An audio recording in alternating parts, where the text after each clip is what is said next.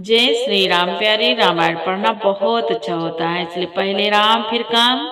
प्रथम सोपान बालकांड में मास परायण छठा विश्राम। आज के संवाद में सुने भगवान प्रकट हो गए हैं। बहुत सुंदर संवाद है, पूरा पाठ जरूर सुने। जो कथा भगवान भोलेनाथ ने माँ पार्वती जी को सुनाई थी वही संवाद मुनि भरद्वाज जी को मुनि याज्ञवल्क्य जी सुना रहे हैं। गोस्वामी तुलसीदास जी कहते हैं, देवी पूजी पद कमल तुम्हारे, सुर नर मुनि सब होय सुखारे। जय सिया राम, जय जय सिया रामा, जय सिया राम, जय जय सिया रामा। प्यारे, वीडियो अच्छा लगे चैनल के पूरे परिवार, आप सभी सज्जनों को, आने वाले सभी भाई बहन मित्र भक्तों को दिल से बहुत बहुत धन्यवाद। प्यारे, वीडियो अच्छा लगे तो लाइक जरूर करें, चैनल का सपोर्ट करें। सुने। मुनि बोले, चैत्र का महीना था, नौमी तिथि थी, शुक्ल पक्ष और भगवान का प्रिय अभिजीत मुहूर्त था। दोपहर का समय था, न बहुत सर्दी थी, न धूप थी, न गर्मी थी। वह पवित्र समय सब लोगों को शांति देने वाला था। शीतल मंद और सुगंधित पवन बह रहा था। देवता हर्षित थे और संतों के मन में बड़ा चाव था। वन फूले हुए थे, पर्वतों के समूह मणियों से जगमगा रहे थे और सारी नदियां अमृत की धारा बहा रही थी। जब ब्रह्मा जी ने वह भगवान के प्रकट होने का अवसर जाना, तब उनके समेत सारे देवता विमान सजा सजा कर चले। निर्मल आकाश देवताओं के समूहों से भर गया।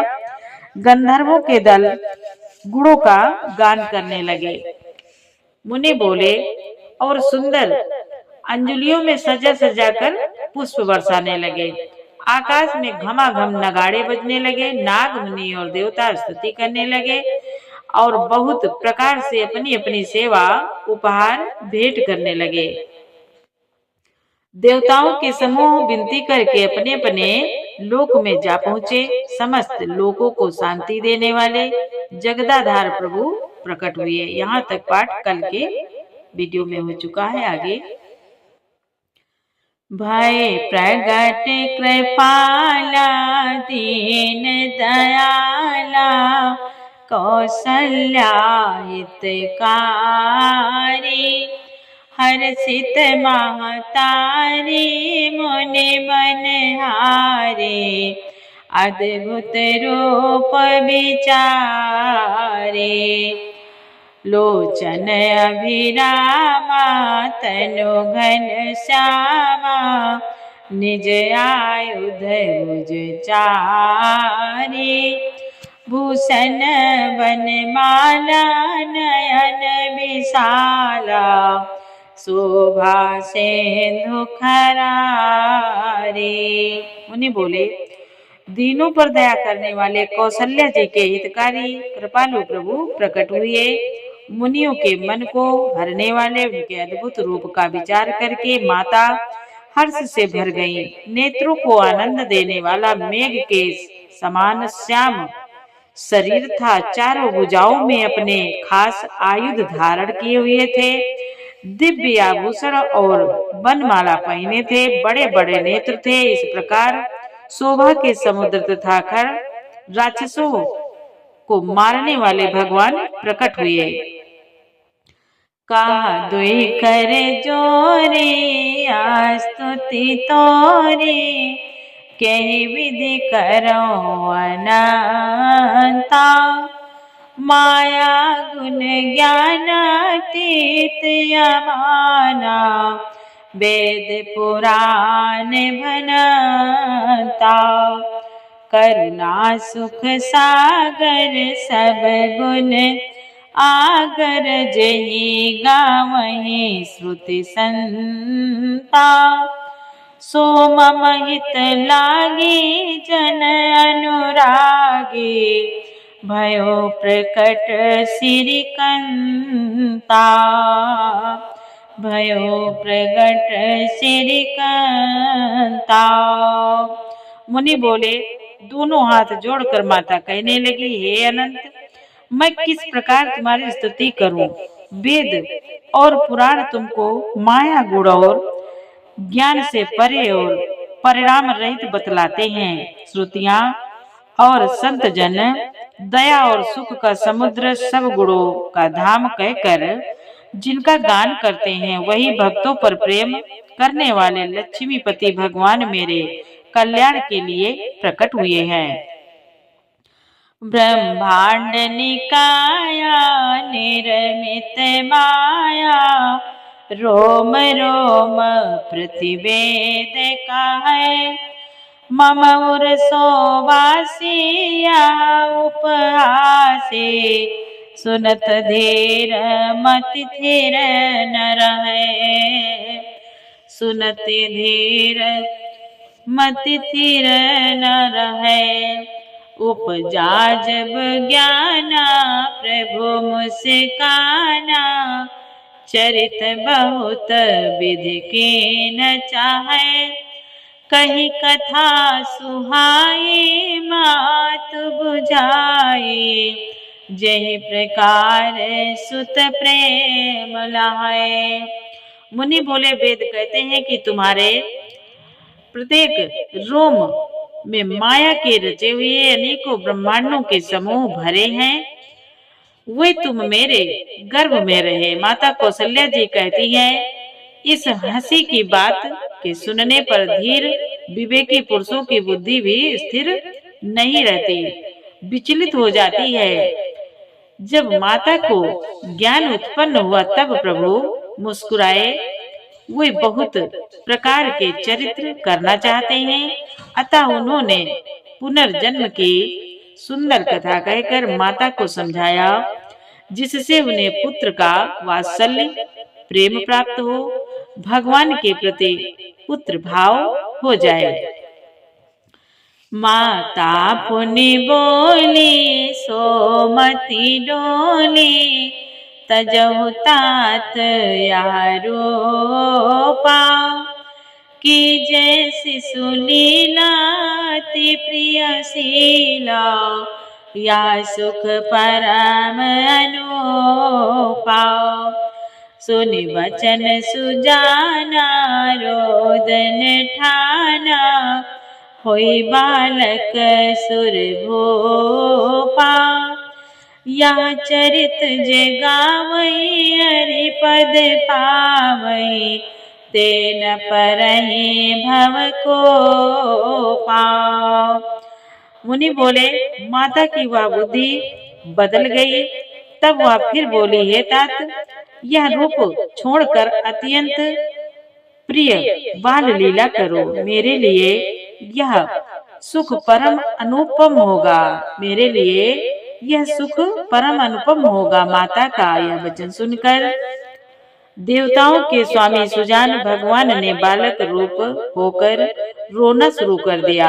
तुलसीदास जी कहते हैं, जो इस चरित्र का गान करते हैं वे श्री हरि का पद पाते हैं और फिर संसार रूपी कूप में नहीं गिरते।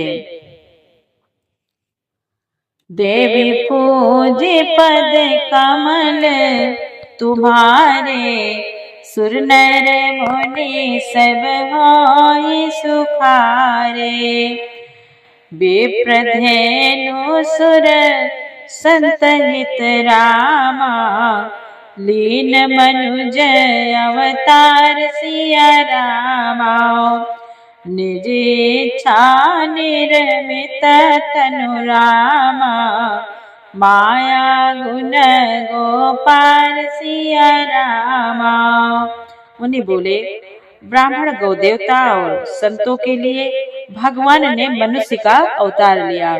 वे अज्ञानमयी मलिना माया और उसके गुण सत्य रजतम और बाहरी तथा भीतरी इंद्रियों से परे हैं। उनका दिव्य शरीर अपनी इच्छा से ही बना है, किसी कर्म बंधन से परवश होकर त्रिगुणात्मक भौतिक पदार्थों के द्वारा नहीं। देवी पूजे पद कमल तुम्हारे, सुर नर मुनि सब होई सुखारे। सुनि शिशुरुदन परम प्रिय बानी, संभ्रम चली आई सब रानी। हर्षित जाता धाये दासी, आनंद मगन सकल पुरवासी।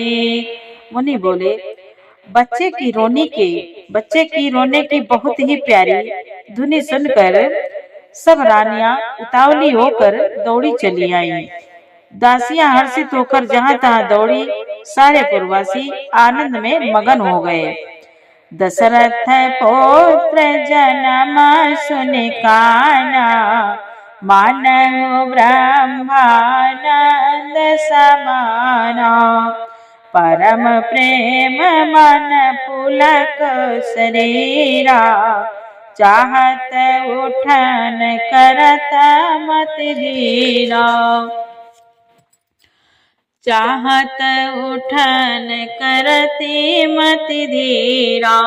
मुनि बोले, राजा दशरथ जी पुत्र का जन्म कानों से सुनकर मानो ब्रह्मानंद में समा गए हो। मन में अतिशय प्रेम है, शरीर पुलकित हो गया। आनंद में अधीर हुई बुद्धि को धीरज देकर और प्रेम में शिथिल हुए शरीर को संभाल कर वे उठना चाहते हैं। जाकर नाम सुनत शुभ होई, मोरे ग्रह आवा प्रभु सोई। परमानंद पूरी मन राजा, कहाँ बुलाए बजावो बाजा। मुनि बोले, जिनका नाम सुनने से ही कल्याण हो जाता है, वही प्रभु मेरे घर आए हैं। यह सोचकर राजा का मन परम आनंद से पूर्ण हो गया। उन्होंने बाजे वालों को बुलाकर कहा कि बाजा बजाओ। गुर वशिष्ठ का गयो हकारा, आए द्विजन सहित नपद्वारा। अनुपम बालक देखहि जाए, रूप राशि गुण कहि न सिराए। मुनि बोले, गुरु वशिष्ठ जी के पास बुलावा गया। वे ब्राह्मणों को साथ लिए राजद्वार पर आए। उन्होंने जाकर अनुपम बालक को देखा, जो रूप की राशि है और जिसके गुण कहने से समाप्त नहीं होते। देवी पूजी पद कमल तुम्हारे, सुर नर मुनि सब होई सुखारे। नंदी मुख सराध करि रामा, जात कर्म सब कीन सिया रामा। हाटक धेनु बसन मनि रामा, नृप विप्रह कह दीन सिया रामा। मुनि बोले, फिर राजा ने नांदी मुख श्राद्ध करके सब जात कर्म संस्कार आदि किए और ब्राह्मणों को सोना, गौ वस्त्र और मणियों का दान दिया। देवी पूजी पद कमल तुम्हारे, सुर नर मुनि सब होई सुखारे। ध्वज पताक तोरण पुर छावा, कहीं न जाई जही भांति बनावा। सुमन वृष्टि आकाश ते होई, ब्रह्मानंद मगन सब लोई।